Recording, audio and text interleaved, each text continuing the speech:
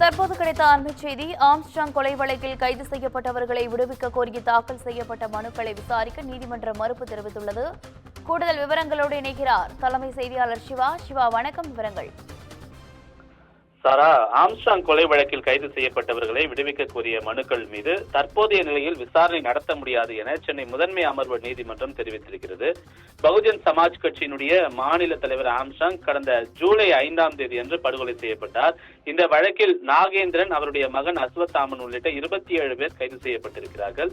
இந்த வழக்கில் சம்பவத்தில் தொடர்ந்து தலைமறைவாக இருந்து வரக்கூடிய நிலையில இந்த வழக்கு சென்னை முதன்மை அமர்வு நீதிமன்ற நீதிபதி கார்த்திகேயன் முன்பு இன்று விசாரணைக்கு வந்தது.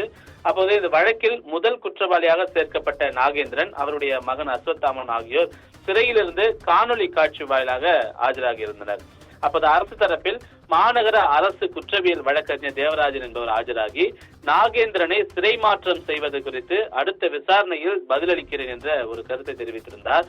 இதனை ஏற்றுக்கொண்ட நீதிபதி வழக்கில் குற்றவாளியாக சேர்க்கப்பட்டவர்கள் வழக்கறிஞர் வைக்காமல் வழக்கை இழுத்தடிக்க வேண்டாம் என்றும் சட்டப்பணிகள் ஆணையக்குழு மூலமாக வழக்கறிஞரை நியமித்துக் கொள்ள அவர்களுக்கு நீதிபதி அறிவுரை வழங்கியிருக்கிறார்.